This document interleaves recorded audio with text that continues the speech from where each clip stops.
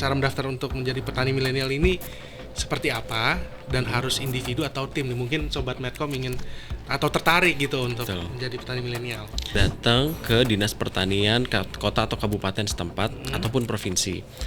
Bisa datang sebagai kelompok ataupun bisa sebagai individu. Ayo gabung menjadi petani milenial. Pendapatan minimum yang bisa didapat oleh teman-teman kita di satu klaster ini per orang itu 10 juta mas per bulan. Satu klaster berisi 15 orang itu yang akan mengelola 200 hektar lahan. Kita saat ini ekspor sampai ke Filipina. Saya ikut tes polisi waktu itu, kebetulan nggak lolos.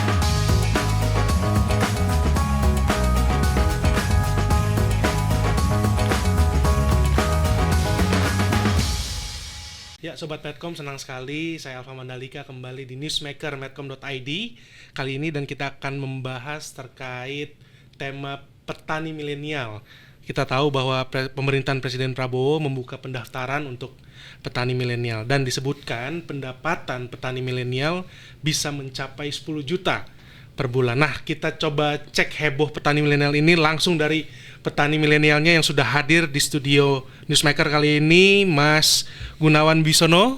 Halo, apa kabar Mas Gunawan? Baik mas. Selaku Young Ambassador Agriculture 2024 petani milenial ya, Mas Gunawan ya. Betul. Terima kasih Mas Gunawan sudah hadir di studio Newsmaker kali ini. Kita akan ngobrol-ngobrol terkait petani milenial nih Mas, yang memang sedang di-mention juga sama Presiden Prabowo. Nah, gimana nih Mas Gunawan, bisa ceritakan terkait anak muda, masih muda nih, omset bisnisnya bisa mencapai miliaran rupiah ya. Betul. Per bulan. Nah, gimana nih ceritanya nih anak muda mau jadi petani dan sukses dengan omset miliaran rupiah, Mas Gunawan? Oke. Salam kenal Sobat Medcom semua, saya Gunawan. Jadi ceritanya awalnya itu sebenarnya saya ini hasil dari regenerasi petani mas. Oke. Ya, jadi ayah dan kakek saya itu adalah seorang petani. Mereka berbudidaya toge. Kita produksi itu dari tahun 96 dan saya mulai pegang usaha ini di tahun 2019. Oke, berarti udah 5 tahunan lah ya. Ya, kurang lebih 5 tahun. Dan pada saat itu sebenarnya ceritanya agak unik. Agak uniknya jadi sebenarnya nggak dirancang untuk kesana. Jadi saya ikut tes polisi waktu itu, kebetulan nggak lolos. Pada akhirnya ya udah deh, saya kuliah online sambil bantu orang tua ngelola usaha. Tapi kesini setelah saya perdalam, ternyata bisnis pertanian itu sangat menjanjikan kalau kita bisa memahami industrinya, komoditi apa yang kita jual, dan kalau bisa dapat segmen pasar yang luas itu ternyata sangat menjanjikan gitu mas. Dan mulai saat itulah saya tekuni, saya seriusi usaha di bidang pertanian ini. Gitu. Jadi kalau para Gen Z nih ya, mungkin kayak masih bingung gitu kalau mau memulai bisnis di pertanian itu seperti apa sih mas? Sebenarnya kalau saya boleh saran, nggak mesti harus yang lagi viral atau yang lagi rame mas. Jadi kita bisa mulai dari yang paling dekat dengan diri kita dulu. Contoh kayak saya, ayah saya punya usaha toge, ya udah saya coba bantu. Niat awalnya itu cuma ingin ngebantu, tapi ternyata tadi peluangnya terbuka dan kepercayaannya juga dari orang tua mulai tumbuh. Akhirnya saya bisa mandiri, saya kelola usahanya dengan sentuhan anak-anak Gen Z atau milenial ini. Ternyata bisa jadi unik gitu. Toge yang hanya, kebetulan usaha kami di bidang produksi toge. Toge yang hanya istilahnya kecil, tapi bisa menjadi besar apabila dikembangkan dengan baik gitu. Berarti nggak harus nunggu viral dulu ya? Iya, nggak harus nunggu viral mas, benar. Oke, Mas Gunawan, menjadi petani ini merupakan panggilan hati atau memang karena tuntutan situasi nih mas? Betul.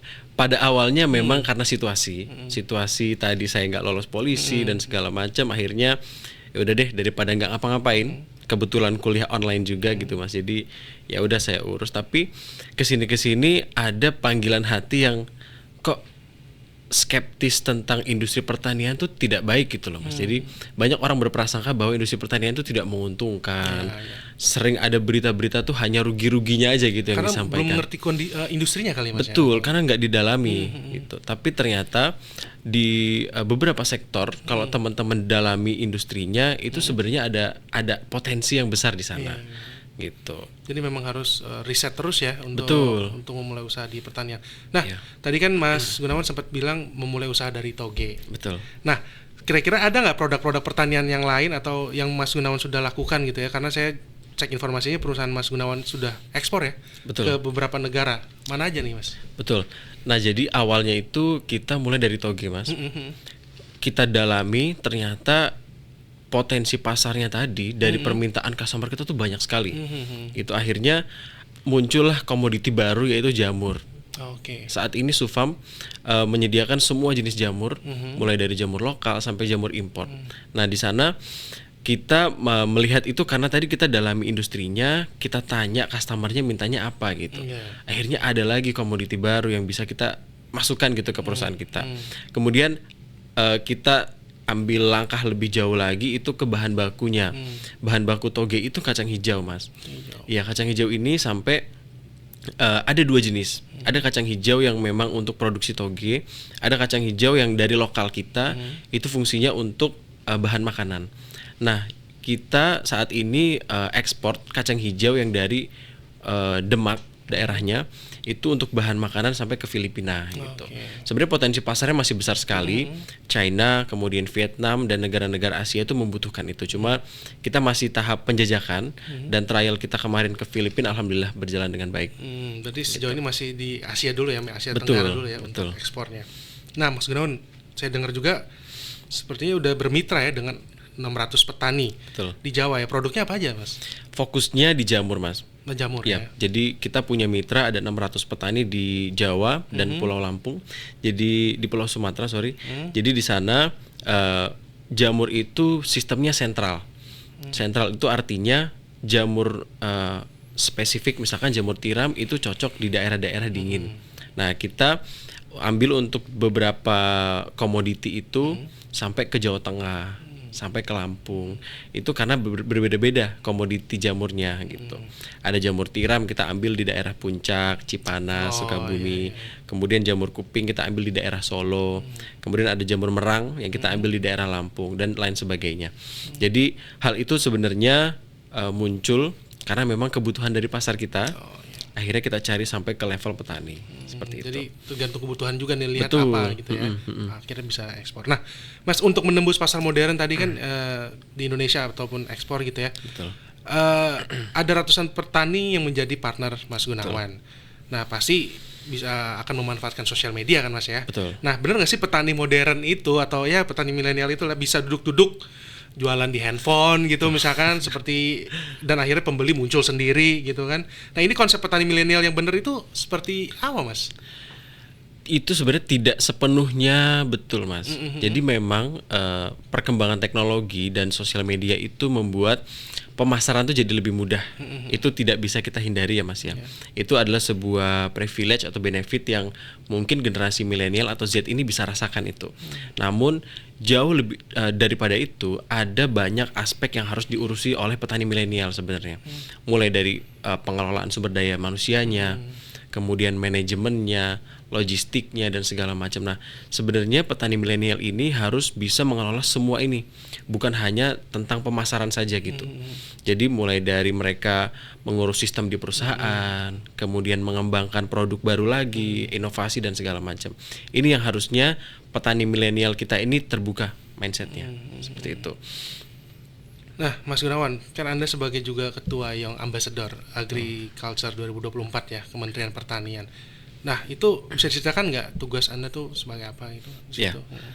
Salah satu tugas utama kita itu resonansi, Mas. Jadi kita ingin mengajak teman-teman yang masih bingung mau kemana masa depannya. Salah satunya adalah teman-teman bisa jadikan industri pertanian ini sebagai pertimbangan. Gitu. Karena kami di Young Ambassador ini sekarang 2024 kita ada kurang lebih 55 orang. Ya. Petani yang sudah berhasil mengelola usahanya dengan baik. Nah, kita ingin menjadi contoh untuk anak-anak muda yang lain supaya melihat kita sebagai ternyata bisa loh. Role model lah. Iya, role model. Produk yang ya mungkin tadi toge yang kecil nanti bisa dikembangkan sedemikian baiknya gitu. Nah kita pengen petani milenial kita nih yang nanti akan bermunculan itu punya mindset yang sama Mas. Jadi nggak hanya menjadikan petani itu ya kotor, ya kan, tidak menguntungkan dan segala macamnya. Ternyata bisa dikemas dengan baik.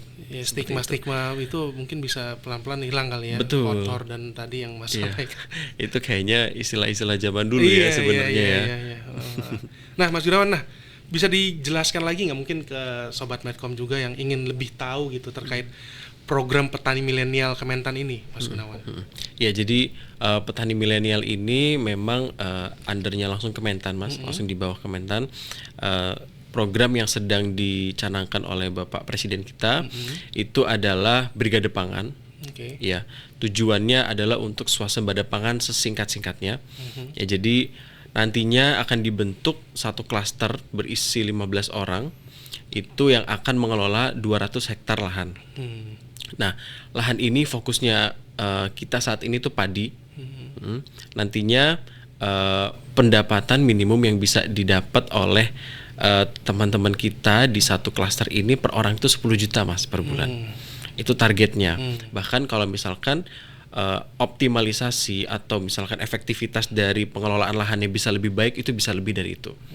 Gitu. Jadi targetnya di 10 juta tadi ya. Betul. Minimal untuk bisa didapatkan oleh petani milenial itu ya per bulan ya. Betul Mas Alfa. Mas Gunawan. Nah Mas Gunawan tolong dikoreksi juga kalau tidak tepat. Betul.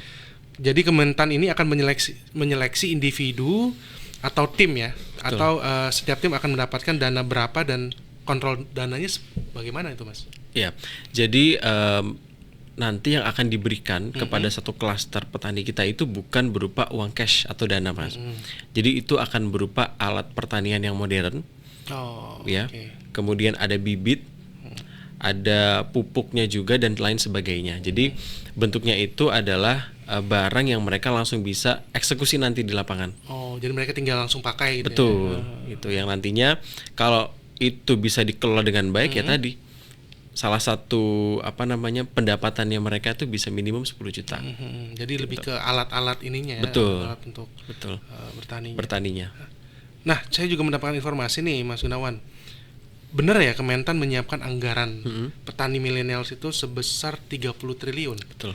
Dan ini dana yang akan dipinjamkan ke tim petani milenial atau dana apa ini Mas? Ya, itu yang tadi saya sampaikan Mas. Jadi dana itu nantinya akan dikonvert ke dalam peralatan, pupuk dan juga benih yang nanti akan diberikan kepada petani kita. Jadi tidak langsung uang cash yang diberikan ke mereka. Tadi memang ke alat ya, lebih ke alat ya. Jadi tidak ada uang cash gitu ya. Ya, sehingga meminimalisir resiko-resiko yang bisa terjadi di lapangan itu Mas. Jadi lebih ke alat-alatnya gitu ya. Betul. Nah, menarik kan tadi ya Mas Gunawan ya. Untuk mendaftarnya, cara mendaftar untuk menjadi petani milenial ini seperti apa dan harus individu atau tim nih? Mungkin Sobat Medcom ingin atau tertarik gitu untuk menjadi petani milenial.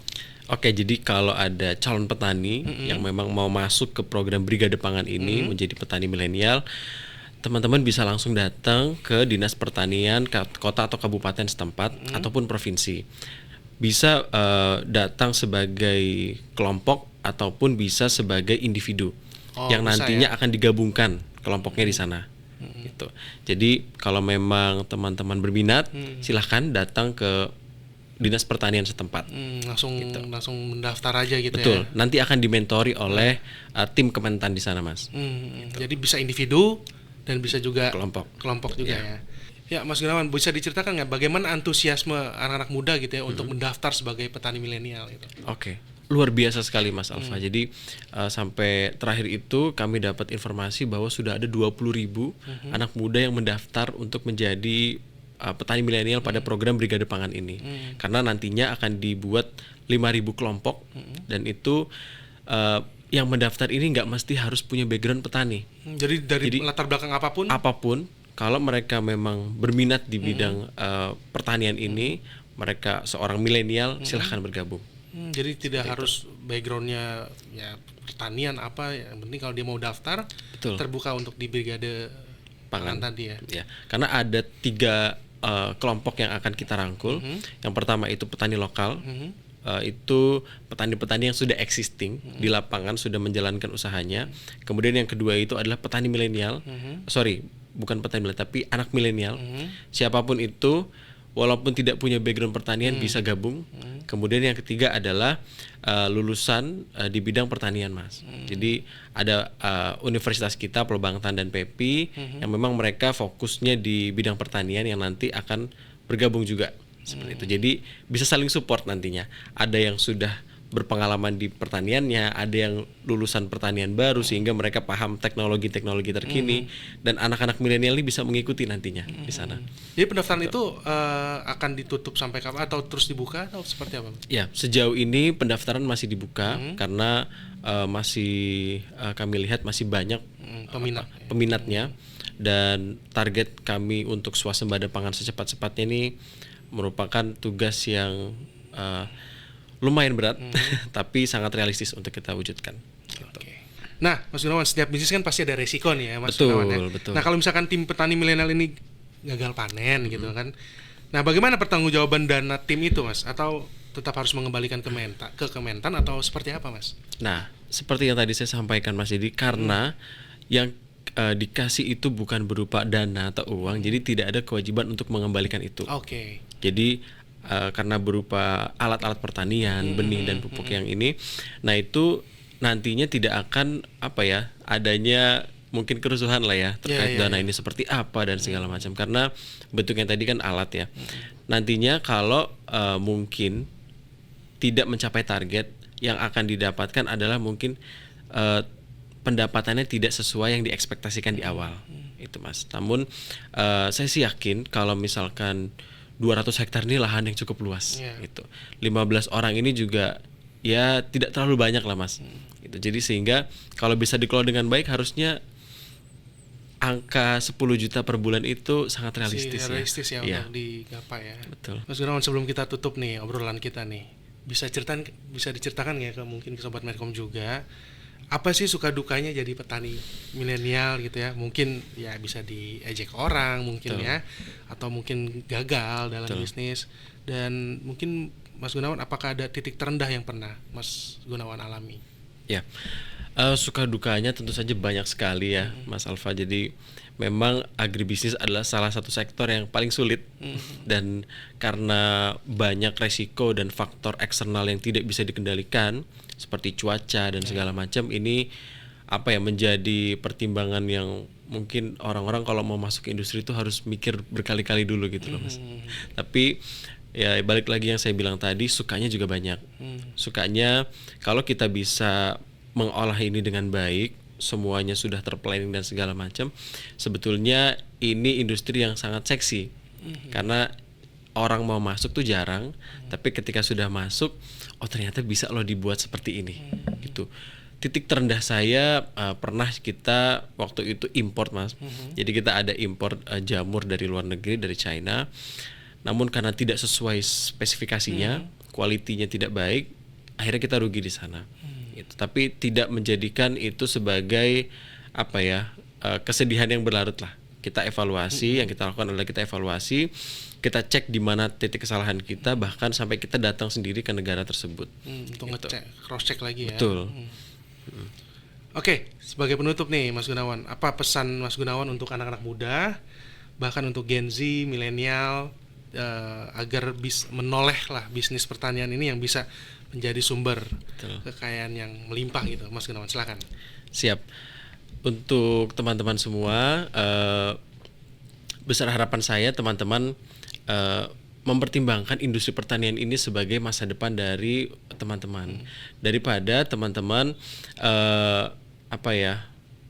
berkutik pada mana nih aku mau bisnis ini, mau bisnis itu yang belum jelas. Sudah jelas ada industri pertanian yang tidak akan ada habisnya kebutuhannya, Mas, karena industri pertanian ini sampai kapanpun bahan pangan itu akan dibutuhkan, gitu. Bahkan kita saat COVID pun kita bisa berdiri, kita tidak lay off sama sekali karyawan kita, dan di COVID itu justru peningkatan permintaan terhadap sayuran itu sangat tinggi, gitu. Sehingga saya berharap teman-teman ayo gabung kepada petani milenial, menjadi petani milenial. cari industri yang teman-teman sukai di bidang agribisnis ini, sehingga saya berharap teman-teman bisa menjadi atau bisa memiliki pendapatan yang lebih dari seorang pegawai di perusahaan-perusahaan. Seperti itu, Mas. Oke, terima kasih Mas Gunawan Wibisono untuk diskusinya pada sore hari ini. Terima kasih Mas Gunawan. Terima kasih Mas Alfa. Ya, demikianlah perbincangan Newsmaker kali ini. Kita akan berjumpa pekan depan dengan topik dan narasumber yang menarik lainnya. Saya Alfa Mandalika pamit. Sampai jumpa.